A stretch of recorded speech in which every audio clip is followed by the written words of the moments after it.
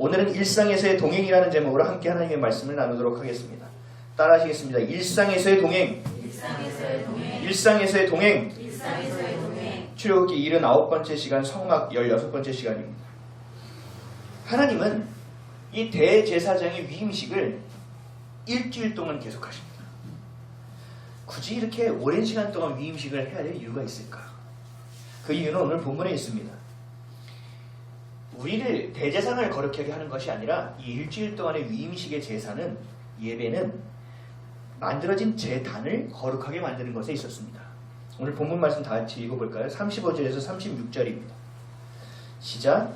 너는 내가 내게 한 모든 명령대로 아론과 그의 아들들에게 그같이 하여 이레 동안 위임식을 행하되 매일 숫송아지 하나로 속죄하기 위하여 속죄제를 드리며 또 제단을 위하여 속죄하여 깨끗하게 하고 그것에 기름을 부어 거룩하게 하라. 아멘.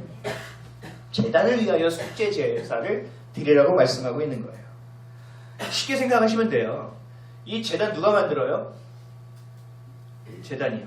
하나님이 퐁 하니까 만들어졌나요? 아니죠. 하나님이 계획을 주셨고 설계도를 주셨고 그것을 이스라엘 백성이 만들었잖아요. 이스라엘 사람들이 손이 닿았잖아요. 아직 속죄하기 전에 사람들이 만졌잖아요. 그러니까 그 또한 거룩하지 않은 거예요. 그래서 하나님은 그 단도 거룩하게 하시겠다고 하는 거예요. 그게 이 일주일간의 위임식입니다. 그렇다면 왜 또 일주일이냐, 이래냐? 뭐 7이 행운의 숫자고 뭐 완전한 숫자라고 맞습니다. 3이라는 것은 하늘을 상징하는 숫자고 4라는 것은 땅을 상징해요. 그래서 하늘과 땅 전부 전 세계 이것을 얘기하는 것이 7이라는 숫자예요. 나중에 저희가 기회가 되면 숫자에 대해서 한번 같이 이야기하는 시간을 가져볼게요. 히브리어에는 그 단어마다 숫자의 의미가 들어있는 천하나 특이한 언어예요. 그래서 나중에 그 하나님이 주시는 그 신비함도 있거든요. 놀라움도 있고 재미도 있고 나중에 나눠볼게요. 어쨌든 이 7이라는 것은 완전한 속죄를 의미한다는 거죠. 완전하게 깨끗하게 하심, 온전하게 하심을 의미한다는 거예요. 우리 37절 한번 읽어볼게요. 37절 시작. 너는 이레 동안 제단을 위하여 속죄하여 거룩하게 하라. 그리하면 지극히 거룩한 제단이 되리니 제단에 접촉하는 모든 것이 거룩하리라. 아멘. 이 제단으로 말미암아 우리가 거룩해 되어지는 것이 이 일주일 동안 드리는 속죄 제물로 제사로 이루어지는 일이라는 거죠. 근데 그것이 중요해요. 사실 이게 그 본문의 가장 중요한 일인데 저는 이 부분을 좀 더 살펴봤으면 좋겠어요. 이 속죄 제사와 더불어 일주일 동안 2번의 제사를 더 드렸다고 기록되어 있어요. 한 번은 아침에, 한 번은 저녁에. 그것도 매번 1년 된 어린 양을 드렸고 그것뿐만 아니라 우리가 생소한 밀가루와 포도주도 함께 하나님께 예물로 드렸다는 거죠. 제물로 드렸다는 거죠. 38절에서 41절 말씀 함께 읽겠습니다. 시작. 내가 제단 위에 드릴 것은 이러하니라. 매일 1년 된 어린 양 2마리니 한 어린 양은 아침에 드리고 한 어린 양은 저녁때에 드릴지며 한 어린 양에 고운 밀가루 10분의 1 에바 찌는 기름 4분의 1 흰을 더하고 또 전제로 포도주 4분의 1 흰을 더할지며 한 어린 양은 저녁때에 드리되 아침에 한 것처럼 소제와 전제를 그것과 함께 드려 향기로운 냄새가 되게 하여 여호와께 화제로 삼을지니. 아멘. 고기 냄새 향끝에 이런 향기 아니에요. 하나님이 기뻐 받으신다는 의미예요. 소제는 곡식을 드리는 것이고 전제는 포도주를 드린다는 의미예요.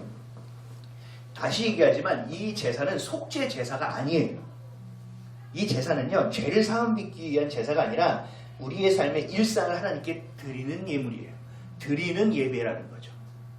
그러니까 하나님은 제단을 깨끗하게 하시고 제사장도 깨끗하게 하시고 모든 걸 속죄하시는데 그 속죄가 성막에만 머무르는 것이 아니라 우리의 일상 가운데 그 거룩함, 여호와께 성결이라는 것이 더 이루어지기를 원하셨다는 거죠. 이것이 더 완벽한 제사이며 이것이 더 완벽한 속죄의 의미를 가지고 있다고 말씀하시는 거예요.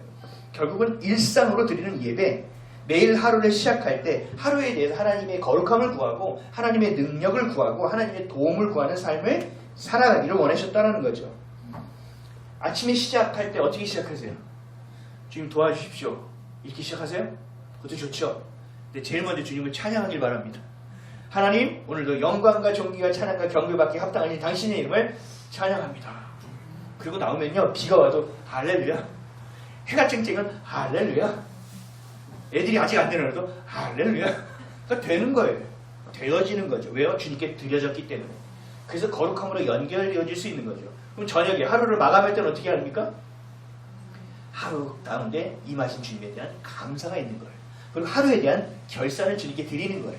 이게 아침과 저녁에 소제와 전제로 주님께 드렸던 이 예배, 이 제사, 이것을 일주일 동안 했던 것을 의미하는 거예요. 일상의 삶의 기준을 하나님께 두는 의미라는 거죠. 그 광야에서 만나가 생각나죠. 광야에서의 만나. 아침에 일어나면 배가 고프잖아요. 저희 가족은요, 저녁을 굉장히 일찍 먹어요. 최대한 6시가 되기 전에 먹습니다. 일찍 자지 않고는 안 돼요. 배가 너무 고파서. 그리고 저울을 앞에다 갖다 놓고 한 번씩 계속 자기네가 왔다 갔다 하면서 재요. 재기는 재는데 줄지는 않아요. 참 놀라운 기적과 같은 일이 벌어지고 있어요. 저녁을 일찍 먹고 매번 올라가는데 그대로야. 놀랍습니다. 우리는 광야라는 곳을 광야 학교라고 이야기해요. 그렇죠? 왜 광야 학교라고 이야기하는가? 아침에 일어나면 배가 고프죠. 그때 기름진 음식이 제대로 있었겠습니까? 광야에서. 배가 고프단 말이에요. 그럼 아침에 일어나면 밥을 먹어야 되잖아요. 애기들 일어나면 뭐해요? 엄마 밥 줘, 그러죠? 저희 아들 일어나자마자 부엌으로 들어옵니다. 그 냄비를 열어보죠. 오늘 아침은 무엇인가? 광야에서 아침의 시작은요, 하나님을 찾을 수밖에 없는 시작이에요. 주님, 오늘도 만나를 내려주십시오. 오늘도 만나 내려주신 게 감사합니다. 그걸로 시작할 수밖에 없어요. 그리고 오늘은 날씨가 쨍쨍인데 구름 기둥이 그 자리야. 그럼 그대로 있는 거예요. 그러다가 밤이 됐는데도 주님이 움직이지 않으시죠? 그럼 다시 짐을 풀어서 다시 자는 거예요. 그러다 밤에 갑자기 불기둥이 가요. 하나님 움직이시나고요. 그럼 다시 집을 싸서 따라가는 거예요. 이게 광야에서의 일상적인 삶이었고 일상의 예외였을 뿐만 아니라 훈련받은 가장 중요한 몫이에요. 뭐예요? 매일, 매시, 매분 누구만을 바라봐요? 하나님만을 바라보는 훈련을 했다는 거죠. 지금 성막에서 이 이래 동안 하나님을 향하여 소제와 전제를 드리는 것도 이와 동일하다라는 거예요. 주님이 우리에게 뭘 원하시는지 아시겠죠? 너의 하루의 시작과 너의 하루의 끝, 이 모든 것을 너희가 담으라는 거예요. 내게. 뭘요? 거룩함으로. 그게 안 됐으면 회개하고, 그게 안 됐으면 부족함을 토로하며 고백하며 하나님께 나아가서 매일마다 하나님을 바라보라는 거예요. 우리의 시선과 우리의 마음과 먹고 살아가는 모든 것에 있어서 하나님만을 바라보게 하신다라는 거죠. 저는 우리 성도들이나 다른 분들이 어려움에 대해서 저에게 토로하게 되면 제 안에서는 미소가 번쩍합니다. 제 인생도 마찬가지예요. 나에게 고난의 물결이 오고 너무나 슬프고 침통한 일이 올 때마다 저는 안에서 사실 이런 기쁨이 새록새록 올라와요. 왠지 아세요? 하나님이 내게 무언가 말씀하시려는 것이 있구나. 하나님이 이 일을 통하여 무언가 나를 끌고 가시고자 하는 것이 있구나라는 그것을 명확하게 압니다. 그래서 저의 기도의 초점은 그 문제를 벗어나는 것에 있지 않고 하나님의 뜻을 구하고 찾는 것에 있어요. 제가 목사이기 때문에 여러분들보다 그런 문제에서 막 바둥거리지 않고 이런 것이 아니에요. 초점이 분명하고 그리고 주님 안에서 훈련받음이 분명하기에 또 다른 훈련을 여셨을 때 마음껏 그 훈련의 자리로 들어간다는 거죠.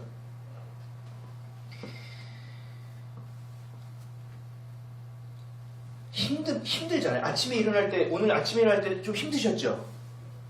안 힘드셨어요? 전 아침에서 오늘 비 오는 것 같은데 무조건 비가 와야 했는데 그럼 옛날에 그럴 줄 알았어. 근데 오늘은 어떻게 했는지 아세요? 오, 그치, 비가 왔지. 비가 올 줄 알았어. 바뀌는 거예요. 아침에 여러분들 몸이 힘든데 깨우잖아요. 나를 깨우잖아요. 그리고 일어나잖아요. 그리고 억지로 뜨는 둥 마는 둥 아니면 맛있게 먹든 다시 옷을 입고 어딘가를 가잖아요. 출근을 하고 직장을 하고 내 사업장으로 가잖아요. 그 이유는 뭐예요? 다들 한 목소리로 얘기할 거예요. 넌 그 먹고 살기 위해서 주고 맞아요. 근데 더 중요한 것이 있다는 사실을 아셔야 돼요. 먹고 살아가는 것도 중요합니다. 그러나 그 먹고 살아가는 이유가 뭔지가 더 중요하다는 얘기죠. 오늘 말씀처럼 아침에 일어나서 하나님을 바라보고 의지하며 동행할 수 있도록 좀 도와주십시오. 그리고 저녁이 됐을 때 그렇게 일상을 살아온 것에 대해서 좀 묵상하고 회개할 것인 회개하고 다시 도움을 구할 것이 있으면 도움을 구하는 기도가 우리의 삶에 되어지고 있느냐. 아침에 피곤한데 겨우 일어나서 하루를 겨우 살고 또 들어가서 또 열심히 나는 그리스도이니까 열심히 해야 돼. 또 열심히 하다가 집에 와서 피곤해 지쳐가지고 하다가 잠드는 인생이 아니냐. 우리는 돌아봐야 된다는 거죠. 정말 시작을 주님과 함께하고 마침을 주님과 함께하고 있는 것이냐. 아니면 그렇게 한다는 생각만 있고 나의 삶은 삶에 지쳐있고 그 피로에 쩔어있으며 먹고 살아가는 것이 전부가 되어 있지는 않은가. 반드시 돌아봐야 한다는 것입니다. 내가 아침부터 시작하여 잠드는 그 순간까지 굉장히 분주한 삶을 살아가고 있는데 그 모든 이 내 분주한 삶의 주인이 하나님이라는 것을 내가 잊지는 않았는가. 하루의 시작과 끝을 드리는 이 동행의 삶이 나를 거룩하게 하는 예배가 되어가고 있는가. 내 일상을 거룩하게 유지하기 위해서 되어지는 그런 하나님을 향한 예배가 되어지고 있는가. 대충 시작해서 피곤함으로 마무리하는 먹고 사는 것이 전부가 돼서는 안 됩니다. 이거는요 하나님이 싫어하십니다. 왜요? 삶의 가장 중요한 부분을 놓치고 있기 때문에 그래요. 하루를 어떻게 살아낸지도 모르게 정신없이 열심히 살아내서는 안 됩니다. 아침 저녁으로 우리 일상을 향기로운 제물로 주님께 드리는 나 스스로의 그 일상의 삶이 하나님께 드리는 제물이 되어야 된다는 거죠. 41절에서 43절 말씀 한번 같이 읽어볼까요? 41절 43절이요. 시작. 한 어린 양은 저녁 때에 드리되 아침에 한 것처럼 소제와 전제를 그것과 함께 드려 향기로운 냄새가 되게 하여 여호와께 화제로 삼을지니 이는 너희가 대대로 여호와 앞 회막문에서 늘 드릴 번제니라. 내가 거기서 너희와 만나고 내게 말하리라. 내가 거기서 이스라엘 자손을 만나리니 내 영광으로 말미암아 회막이 거룩하게 될지라. 아멘. 그 일상을 드리는 향기로운 예배의 삶이 일주일만 드리는 거라고요? 아니요. 대대로 드리는 예배로 삼아라 라고 우리에게 분명하게 얘기하는 거예요.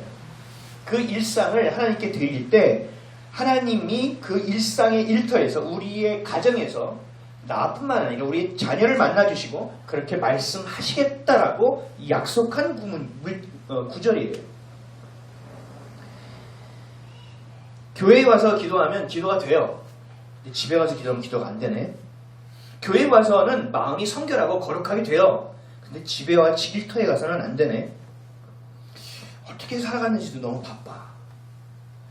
일상을 하나님께 드리고 있지 못하다는 증거입니다. 제가 이런 설교를 하면 또 상담할 때가 이런 말씀을 드리면 되게 부담스러워해요. 그래서 눈빛으로 저한테 얘기를 해요. 너는 사회생활 안 하잖아. 너는 직장생활 안 하잖아. 이 눈빛이 막 쌓여요. 고스란히 느껴져요. 그러면 저는 얘기하죠. 저도 직장생활 해봤어요. 저도 늦게 부르심을 받아가지고요. 저도 대리까지 달아봤어요. 저도요 팀장을 해봤다고요. 늦게 저도 주위에 부르심 받아서 왔다고요. 하나님 부르셨는데요. 10몇 년을 버티다가 빼도 박도 못할 때 돌아왔다고요. 제가 모르는 거 아니에요. 어려워요. 치열해요. 쉽지 않아요. 근데요. 해야 되잖아요. 근데 가야 되잖아요. 그게 분명하잖아요. 그러면 너무 힘들어도 어려워도 한 신유일에도 하세요. 가서 몸부림이라도 치시라고요. 그럼 주님이 도와주실 거 아닙니까? 우리는 할 수 있는 존재가 아니에요. 도와주시라면 가능한 존재라고요. 주님 앞에서 애벌레처럼 바둥바둥 걸어보시라고요. 그러면 애벌레가 발은 빨리 움직이잖아요. 근데 거기서 거기에 가지는 않아. 그렇죠? 애벌레 발 보셨어요? 막 이러면서 지네처럼 움직이는데 못 가요. 근데 막 하다가 무슨 일을 하다가 보면 없어요. 이게 뭐예요? 그 아등바등 하는 거 우리가 볼 때 아무것도 아닌 일처럼 여겨지지만 하나님은 그걸 통하여 우리를 옮겨 놓으신다고요. 그 일상을 우리가 그렇게 드릴 때, 그렇게 거룩함으로 버텨낼 때, 아등바등 할 때 주님께서 우리를 건져서 거룩함으로 살 수 있도록 도와주신다라는 거예요. 언제까지요? 대대로요. 우리의 마음이 주님 앞에 그렇게 쏠려 있다면, 내가 그렇게 고백하고 있다면, 내 힘이 아니고 내 생각이 아닌 하나님의 은혜와 하나님의 뜻과 하나님의 말씀으로 살아가는 것이 우리 일상이 되어야 합니다. 하나님의 말씀을 얘기하면 알아요. 진리를 얘기하면 그래요. 하는데 삶이 안 달라진단 말이죠. 머리로 신앙생활을 하는 게 아닙니다. 마음으로 하는 것이고 주님과의 관계 안에서 하는 것임을 반드시 기억하십시오. 내 삶의 주인은 나입니까? 내 삶의 주인은 나예요? 오늘 하루를 살아가는 주인은 나예요? 안식일이니까 안식일은 하나님이지, 월요일은 난데, 혹시 이렇게 생각하십니까? 내 가정, 내 자녀, 내 사업장은 내 겁니까? 아니에요. 모두 하나님의 것이에요. 모두 하나님이 주신 거예요. 모두 하나님의 소유라고요. 근데 그것을 우리에게 맡겨주신 거예요. 하나님의 소임을 기억하십시오. 그리고 맡기십시오. 그리고 그 다스림 안에서 은혜로 살아가십시오. 내 능력이 아니라 성령의 권능으로 살아가십시오. 그런 저 여러분 되시기를 주님으로 간절히 축복합니다. 아멘. 일주일간의 위임식은 일상에서 하나님을 향한 시선을 세상으로 빼앗기지 않도록, 그 마음이 세상을 흘러가지 않도록 아침과 저녁 시작과 마무리를 하나님께 예배하게 하신 일이랍니다. 하나님을 위한 것으로 착각하시는 분이 있어요. 그게 아니라 우리를 위해서 주신 말씀이라는 것을 기억해야 합니다. 밀가루와 포도주를 드렸다는 것은 이들의 주식이에요. 이들의 주식을 주님께 올려드렸다는 것은 그들의 일상을 하나님께 내어드렸다는 것과 동일한 의미가 있어요. 먹고 살아가는 것이 전부가 되지 않겠습니다. 생존하는 것이 전부가 되지 않겠습니다. 내 삶의 주인이 누구이며 내가 부르심의 소망이 무엇이고 어디를 향하여 왜 살아가는지를 내가 분명히 주님께 내어 맡기겠습니다. 내가 삶의 문제로 인하여 더 이상 근심하고 염려하지 않고 고독함을 씹지 않으며 오직 주님께 내어드리며 내 아버지께 내 삶을 맡기겠습니다라는 의미가 이 밀가루와 포도주를 주님께 매일 아침 저녁을 드리는 놀라운 그 뜻, 의미가 포함되어 있다는 거예요. 고백이 들어있다는 것이죠. 저희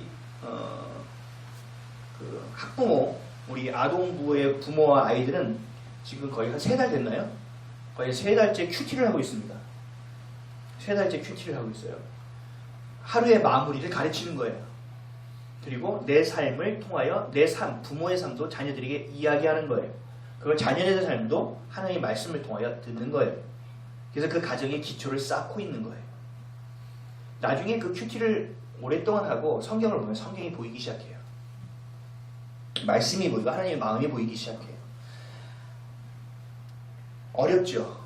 매일마다 큐티를 한다는 건 어려운 일이에요. 길게 하면 1시간을 넘게 할 때도 있어요. 그 분주함 가운데 집에 가서 좀 쉬고 싶고 눕고 싶고 또 내 시간을 갖고 싶은 시간 가운데 하나님께 그 드리는 시간, 내 야심찬 계획 가운데 분주한 마음을 내려놓고 하나님이 일하실 수 있도록 그 말씀을 내가 먹는 그 시간, 이것을 통하여 하나님이 일하신다는 거예요. 이 큐티가 이제 우리 전체가 다 하게 되실 거예요. 하영조 목사님이 이렇게 얘기하셨어요.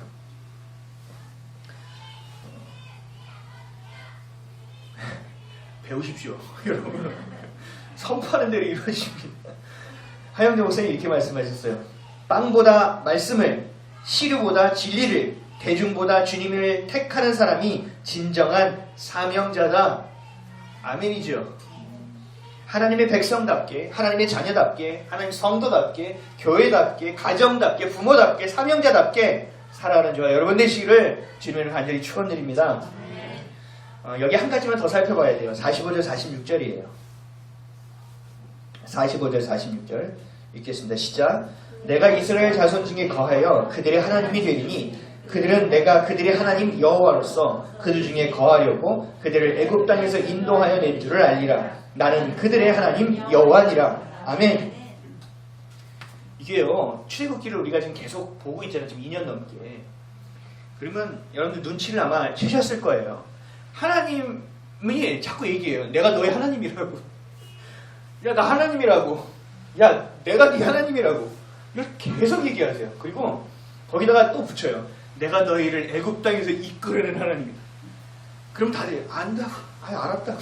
오, 예, 할렐루야, 오, 최고예요. 네네, 잠깐만요. 자꾸 우리가 이렇게 살아가니까 주님 말씀하시는 거, 이게 뭐냐면 내가 너희 주인이라고, 내가 너의 아버지라고, 내가 너의 삶을 책임지는 자라고, 내가 너에게 얘기한 걸 잊었니? 내가 너와 함께한 걸 잊었니? 너희를 이루려고 내가 출애굽을 시켰니? 아니잖아. 출애굽의 이유가 뭐니? 예배이잖아. 예배. 왜 영국의 청교도들이 신대륙을 건너갔을까요? 인디언들이 사는 그 땅, 너무나 생소한 땅, 어떤 것 죽음이 기다릴지도 모르는 그 땅으로 왜 청교도들이 건너갔습니까? 신앙의 자유. 주님을 마음껏 예배하고 싶은 거예요. 주님만을 찬양하고 싶은 거예요. 그래서 그 땅이 건너간 거란 말이죠. 하나님이 굳이 성막을 왜 만드셨을까? 이스라엘 백성들과 굳이 그렇게 함께 하시려고 할까? 모세를 산으로 부르셨잖아요. 그래서 이렇게 하라 가르치셨잖아요. 그렇게 하시면 되지. 못하러 성막을 만들고, 이스라엘 백성들도 부담스럽게 굳이 하나님 자꾸, 왜 그들 가운데 자꾸 들어오셔서 왜 그런 선택을 하셨을까? 여러분 생각 안 해보셨어요? 하나님의 마음이에요. 하나님은요, 우리와 함께 하는 것을 원하세요. 하나님 우리를 너무 사랑하셔가지고요, 우리 존재 왜 만드셨을까요? 사랑을 주고 싶은 존재를 만드신 거거든요. 세상의 어떤 종교들처럼 군림하고 불의의 존재를 만드는 것이 아니라 사랑을 주고 싶은 존재를 만드신 거거든요. 그래서 우리 찬양 이렇게 하죠. 당신은 사랑받기 위해 태어났다. 이렇게 얘기하면서 무슨 일만 있으면 하나님 딸로서, 하나님의 아들로서 생각하는 것이 아니라 맨날 주눅 들었던 모습으로 자꾸 판단한다는 거죠. 버려야 돼요. 깨야 돼요. 난 누구라고요? 하나님의 자녀예요. 여러분 이 정체성만 가지고 가면요, 어디 가도 당당하실 수 있어요. 전도지, 우리 전도 아직 안 하고 있는데 아직 준비가 안 됐거든요. 근데 전도지에 나눠지면 어떻게 해요?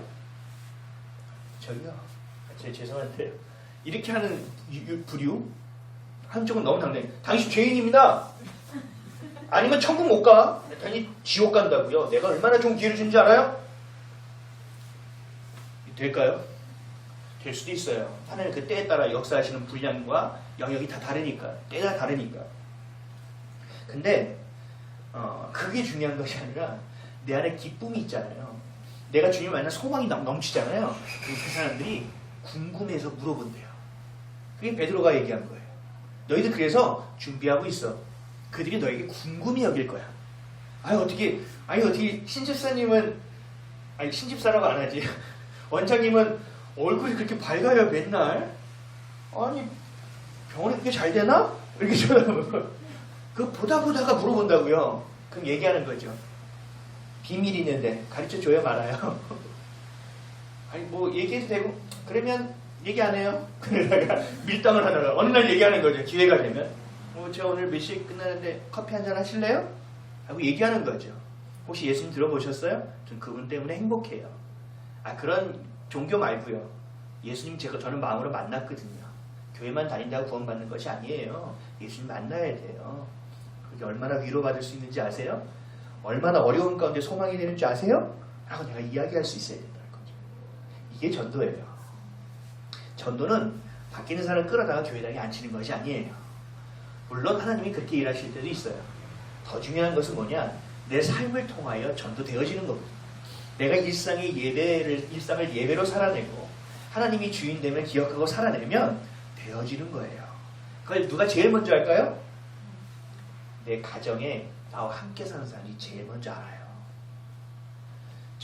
너 오늘 말씀이었어? 교회 갈까 안 갈까? 이것도 중요해요. 어느 정도 부신을 해야 돼요. 근데 더 중요한 건 뭐예요? 내가 그를 향하여 깨어 기도하고 있는가? 내가 그 기쁨을 누리고 있는가? 나도 그 기쁨을 누리지 못하면서 무슨 자녀를 교회라고 보냅니까? 그럴 수는 없는 거죠. 내가 먼저 던쳐야 돼요.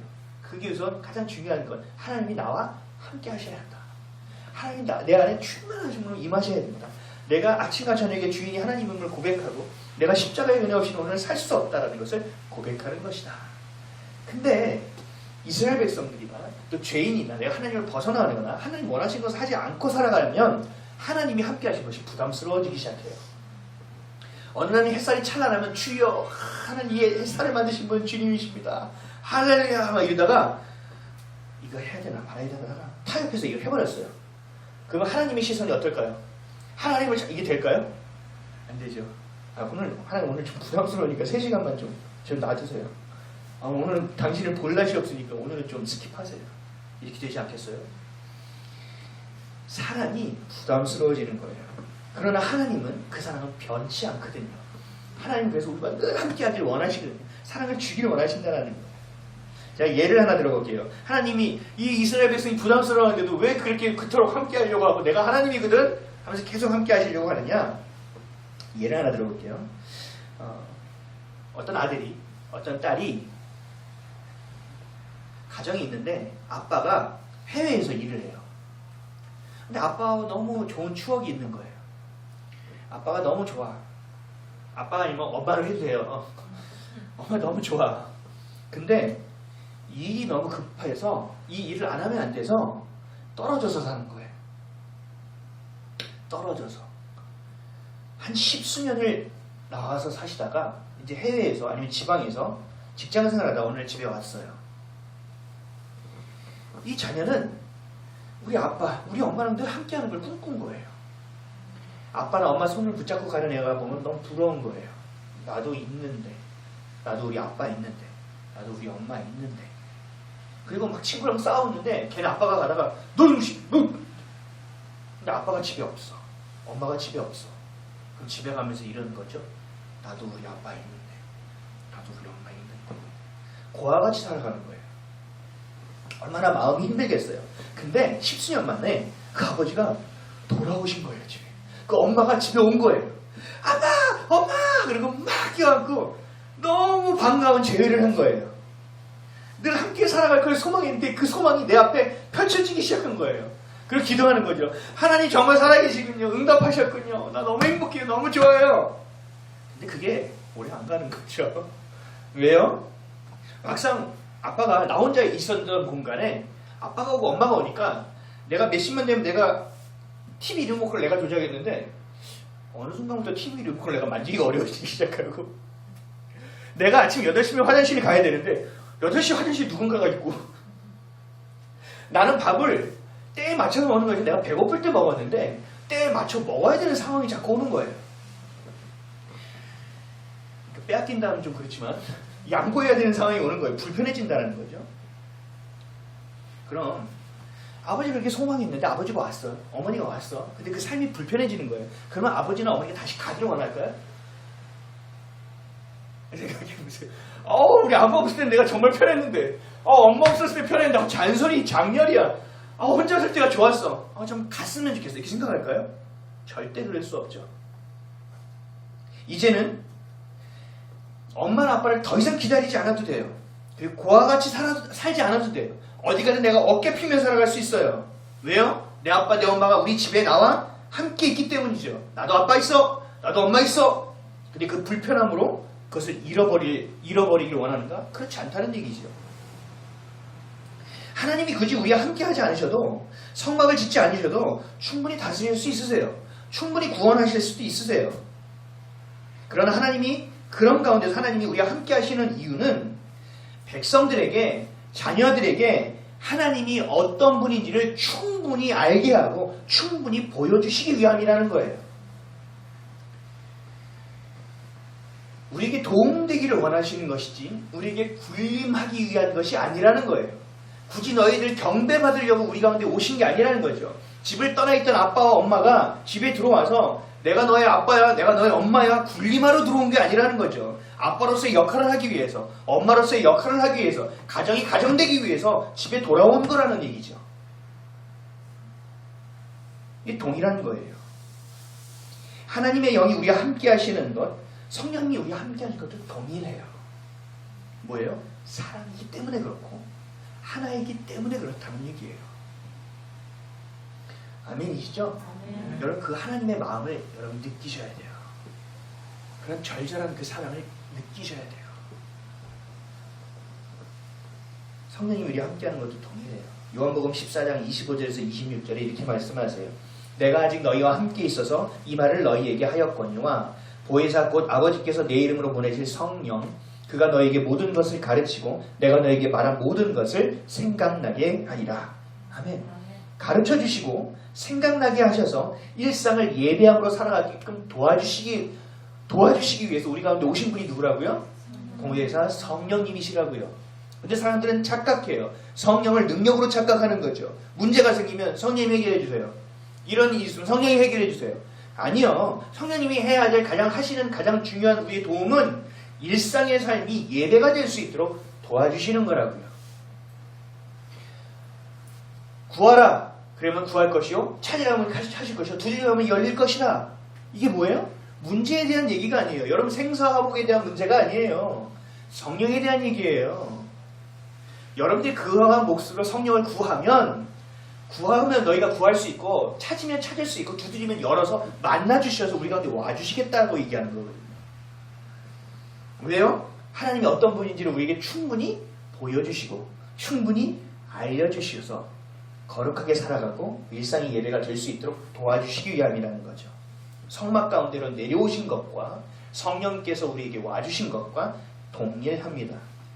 죄를 알려주셔서 회개할 수 있도록 하시고 또 세상 안에서 구별되고 거룩하게 살 수 있도록 그 구별됨이 뭐고 그 거룩함이 뭐고 머무름이 뭐고 예배함이 뭐고 이끄심이 무엇인지를 알려주고 보여주기 위해서 우리한테 오신 거라는 거죠. 그뿐이 아니에요. 로마서 8장 26절에서 27절 이와 같이 성령도 우리의 연약함을 도우시나니 우리는 마땅히 기도할 바를 알지 못하나 오직 성령이 말할 수 없는 탄식으로 우리를 위하여 친히 간구하시느니라. 마음을 살피시는 이가 성령의 생각을 아시나니 이는 성령이 하나님의 뜻대로 성도를 위하여 간구하심이니라. 아멘. 마땅히 기도할 바를 알지 못해요. 여러분 기도할 바를 알지 못한다는 것은요 너희가 하나님의 뜻을 지금 구하지 못하고 있다는 얘기예요. 성경에서 중언부언하지 말라는 것은 우리가 기도를 하고 이거 했다가 저거 했다 이 얘기 아니에요. 맨날 했다는 얘기를 또 하고 이게 아니에요. 너희가 중심이 하나님께 없다는 얘기예요. 그 중심을 주께 드리지 않고 있다는 얘기예요. 너희가 하나님을 온전히 예배하지 않고 있다는 얘기예요. 그래서 그것을 도와주시겠다는 거예요. 우리가 하루 1시간 이제 기도 운동을 하고 있죠. 하루 1시간을 왜 정했냐면 1시간이 좀 쉽지 않은 시간일 수 있어요. 안 하다 보면. 근데 이 때에 따라서 관계적으로 기도하는 것도 굉장히 중요하지만 깊이 기도의 자리로 들어가는 것도 매우 중요하거든요. 근데 그 들어가는 것이 큰 유익이 뭐냐면요. 내 기도 막 하잖아요. 시계 보면 한 10분? 오래 가면 15분 정도 가 있어요. 그러면 내 기도 끝난 거죠. 내가 해야 될 기도 다 끝났단 말이에요. 많아봐야 30분에 끝나요. 그럼 그 다음에 뭐 하게 되는지 아세요? 주님과 대화하기 시작해요. 주님, 이건 제 경험이에요. 주님, 제가 이렇게 기도를 했는데 궁금해지네요. 주님은 어떻게 생각하세요? 주님, 제가 이 기도한 게 맞나요? 주님의 생각을 좀 알고 싶은데. 알아요? 말씀이 기록된 거. 근데 오늘 그냥 얘기해 주시면 안 돼요? 그래서 대화하기 시작하는 거죠. 그래서 주님, 오늘 저는 좀 허리가 좀 아프니까 잠깐 앉겠습니다. 다리가 저리니까. 이러면서 주님과 대화하기 시작하는 거예요. 그 다음 뭘 알게 되는지 아세요? 하나님의 뜻을 구하게 되는 거예요. 이게 이 말씀이에요. 우리 연약함을 도와서 마땅히 기도할 바를 알지 못하는데 성령이 말할 수 없는 탄식으로 우리를 위해 기도하여 주셔서 기도해야 될 몫이 어디 있는지, 기도의 중심이 어디 있는지, 우리의 생각과 우리의 마음의 태도를 어떻게 가야 되는지를 하나하나 세세하게 인도하고 안내해 주신다는 얘기예요. 너무 감사하죠. 이게 바로 보혜사예요. 보혜사. 우리를 돕는 분이에요. 그래서 우리의 연약함을 도우시는 거예요. 다시 아까의 예화로 돌아가 볼게요. 어머니가 외국에서 10여 년 만에 돌아왔어요. 돌아왔으면요. 나 10몇 년 동안 일했으니까 나 좀 쉽게 그리고 백수로 살까요?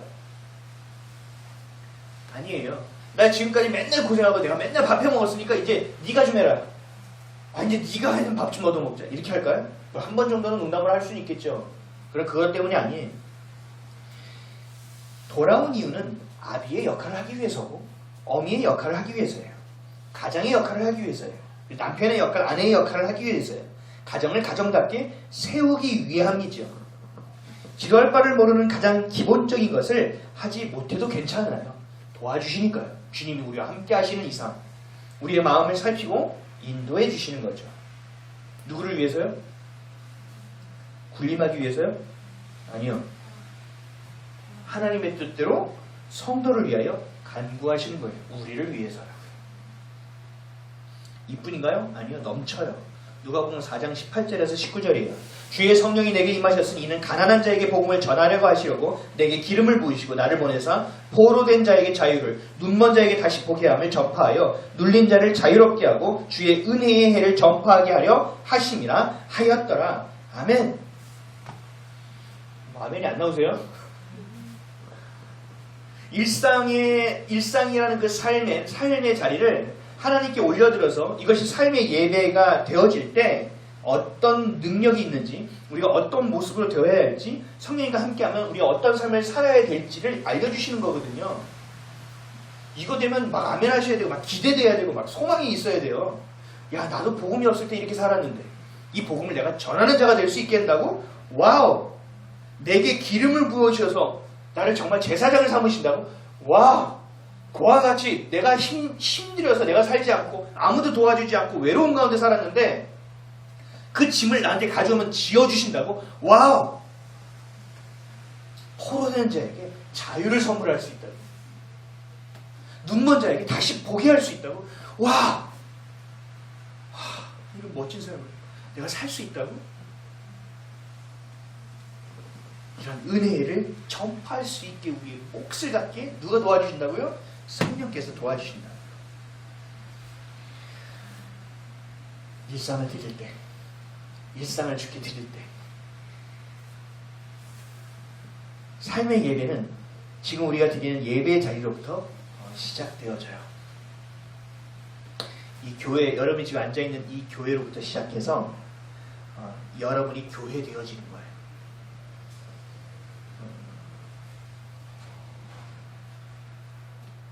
이 교제함 안에서 하나님의 비밀이 풀어지는 거예요.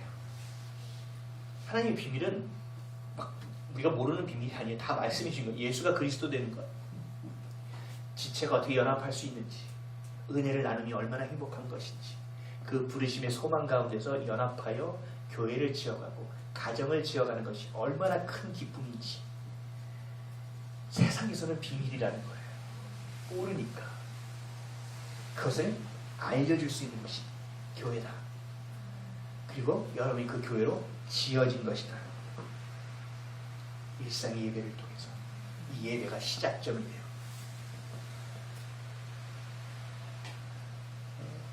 제가 이번 주에 이런저런 묵상을 하다가 교회에 대한 묵상을 했는데 마음이 너무 아팠어요. 저는 한국교회를 위해서 기도할 때마다 눈물이 나요. 애통해서. 저같이 작은 종이, 어떤 분은 저한테 그러더라고요. 아, 목사님은 바알에게 무릎 꿇지 않은 7천인 중에 한 명입니다. 그러면서 저한테 아, 목사님 깨어나 계셔서 고맙습니다 이러신 분이 어제 만난 분이 저한테 그렇게 말씀하셨는데, 그래서 제가 그랬어요. 아니에요. 제가 너무 작아서 숨겨져 있면서 안 보이는 거예요. 제가 얘기했거든요. 중요한 건 이거예요. 그 안에서 그럼에도 내가 깨어 기도하고 있다면 주님이 보시고 그 기도를 들어서 행하신다는 거거든요. 그래서 저는 한국교회를 포기할 수 없어요. 저는요, 정말 여러분들이 모르는 세계가 있어요. 목회자 안에서의 세계도 있어요. 저는 사실 그런 걸 잘 안 가요. 그래서 우리 교회는 독립교단에 속해 있어요. 때마다 안 만나도 돼서 너무 좋기는 한데 또 외롭기도 하지만 어쨌든 그래요. 교회를 포기할 수 없어요. 교회가요, 교회만이 할 수 있는 일이 너무 많아요.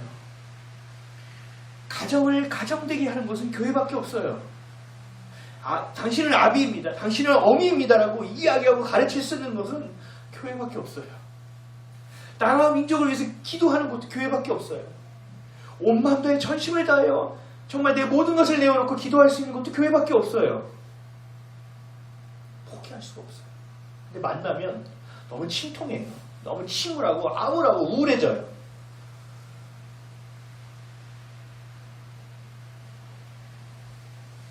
그래도 기도한다는 거죠. 포기하지 않는다는 거죠.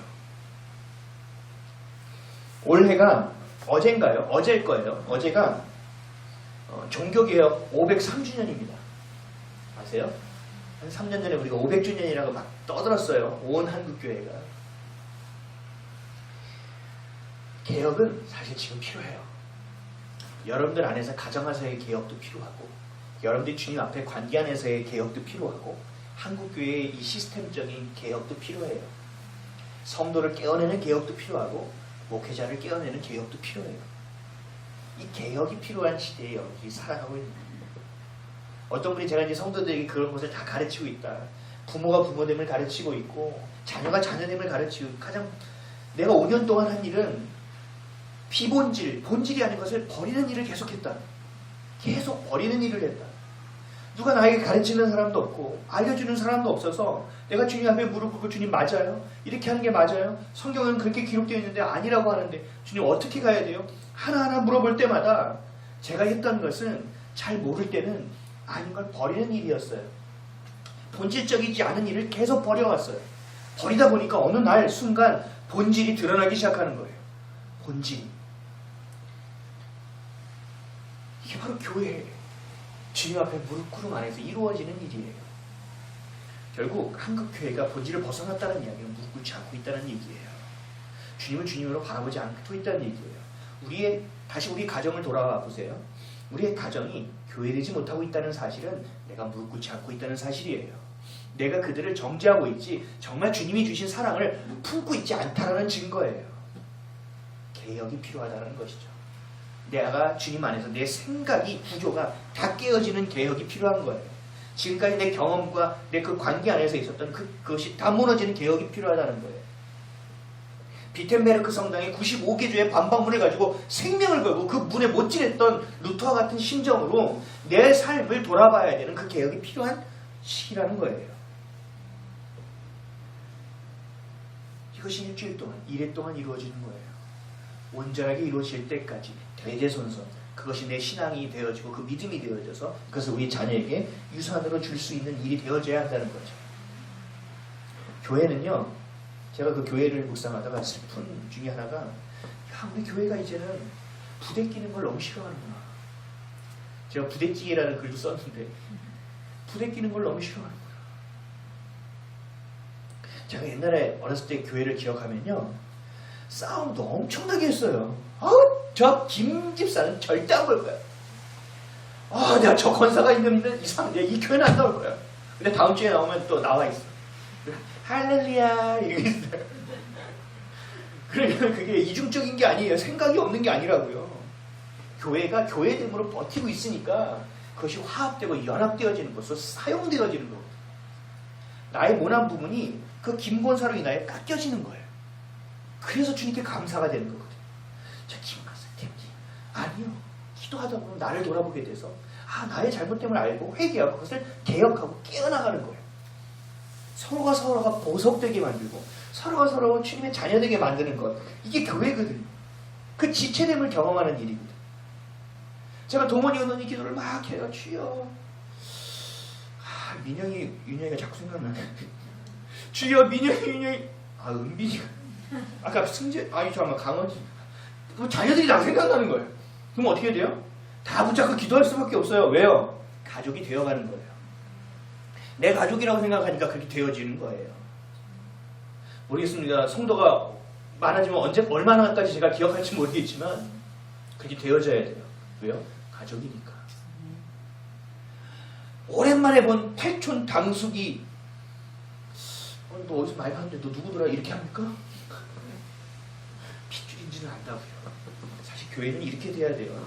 우리가 함께 지체됨을 경험하는 거, 그 부대낌 안에서 그 다툼 가운데서 화해하는 것을 배우는 거, 그 안에서 깊이 예수님의 은혜를 생각하는 거, 지체됨을 깊이 경험하는 거, 함께 기도하고 함께 성령의 일하심을 경험하는 거, 그 예배의 임재하심 안에서 그 하나님의 일하심을 함께 목도하는 같은 증인이 되어지는 거, 이게 교회로 빚어지는 거예요. 이게 뭐라고요? 일상의 예배의 시작이에요. 그게 안 되니까 일상의 예배는 지어지기 어려운 거예요.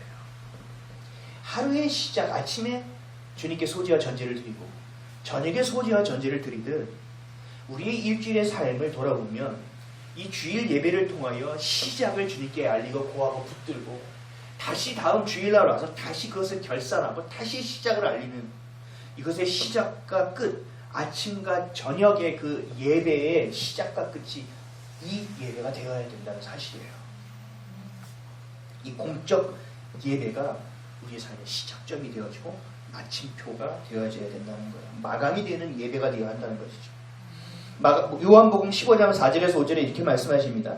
내 안에 거하라 나도 너희 안에 거하리라. 가지가 포도나무에 붙어있지 아니하면 스스로 열매를 맺을 수 없음같이 너희도 내 안에 있지 아니하면 그러하리라. 나는 포도나무여 너희는 가지라. 그가 내 안에 내가 그 안에 거하면 사람이 열매를 많이 맺느니 나를 떠나서는 너희가 아무것도 할 수 없음이라. 아멘. 이게 누구와 연합이에요? 성령과의 연합을 하라는 거예요. 그 연합 안에서 살아가라는 거예요. 이게 공적 예배랍니다. 모두가 왕같은 제사장이 되어서 함께 예배하는 자가 되어 그 주의 여호와니시의 깃발을 걷고 가정과 직장과 사업장으로 나아가 예배드리는 인생이 되는 거예요. 베드로전서 2장 4절에서 5절에도 이렇게 말씀하세요. 사람에게는 버림바 되었으나 하나님께는 택하심을 입은 보배로운 산돌이신 예수께 나아가 너희도 산돌같이 신령한 직으로 세워지고 예수 그리스도로 말미암아 하나님이 기쁘게 받으실 신령한 제사를 드릴 거룩한 제사장이 될지니라. 아멘. 예수 그리스도가 이 교회의 모퉁이 돌이 되어주셨다. 그래서 우리도 그 돌이 되어 함께 지어져 간다고요. 이것이 뭐예요? 교회라는 것이죠. 그리고 그 안에서 우리는 제사장이 되어지는 거죠. 각자가 예배자가 된다는 얘기예요. 그리고 각자가 교회로 세워짐을 받는다는 얘기예요. 에베소서 4장 15절에서 16절도 이렇게 말씀하십니다. 오직 사랑 안에서 참된 것을 하여 범사에 그에게까지 자랄지라. 그는 머리니 곧 그리스도라. 그에게서 온 몸이 각 마디를 통하여 도움을 받음으로 연결되고 결합되어 각 지체의 분량대로 역사하여 그 몸을 자라게 하며 사랑 안에서 스스로 세우느니라. 아멘. 어디까지 자라라고요? 이 교회의 머리 대신 주인 되시는 그리스도에게까지 자라가요. 여러분 이건 정말 놀라운 일이에요. 너희들 공부하는데 그냥 수정도 맞아 우정도 맞아가 아니에요. 너 내 수준까지 올라와. 너 올라와.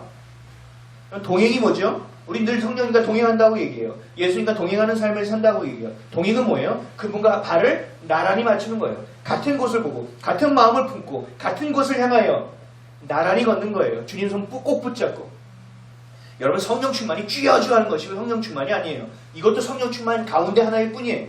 진짜 성령 충만은 나의 시선과 나의 마음과 나의 발걸음과 내 삶의 이유와 목적과 가는 방향이 그리스도가 되는 것이 성령 충만한 거예요. 이것이 바로 동행함이라는 거죠. 이것이 바로 일상에서의 예배라는 거죠. 이게 우리가 서로가 연합되어 지체가 되어 교회가 되는 유일한 길이라는 거예요. 예배의 거룩함, 교회의 거룩함, 일상 삶의 자리에서 거룩함을 놓친다면 우린 예배에 실패하게 될 것입니다. 그리고 교회를 이루어갈 수 없습니다. 다시 오실 예수 그리스도, 우리 신랑 되실 예수 그리스도를 기름을 다 채워 기다리고 있는 슬기로운 처녀들처럼 순결한 신부로서 기다리는 몫이 되어져야 되는데 이 예배가 실패할 때 이것은 반드시 실패하게 되어 있습니다. 그러나 우리가 예배에서 성공하고 그 예배에 목숨 걸고 그 여호와께 순결이라는 성결이라는 대제사장이 이마에 붙였던 순금패와 같이 여러분들의 마음에, 여러분들의 이마에, 여러분들의 가정에, 여러분들의 직장에 그것을 붙들고 도와달라고 발버둥치며 나아갈 때 예배에 참여하여 드리는 자가 되어질 때 헌신하고 여러분이 교회가 되어질 때 그 교회는 여러분은 절대로 무너지지 않습니다. 주님이 지켜주시기 때문에 그렇습니다. 마태복음 16장 18절에 이렇게 말씀하시죠. 그런 고백을 하는 베드로에게 내가 내게 이르노니 너는 베드로라. 내가 이 반석 위에 내 교회를 세우리니 음부의 권세가 이기지 못하리라. 아멘. 못해요. 아멘이십니까? 아멘. 근데 왜 자꾸 거룩한 눈치 보세요? 이기지 못한다는. 싸울 건 싸우고 품을 건 품고 나갈 건 나가고 기다릴 땐 기다리고 주님의 뜻 가운데서 강단 있게 살아가야 되죠. 그렇기 때문에 그렇게 하기 어렵기 때문에 우리는 날마다 십자가를 바라봐야 돼요.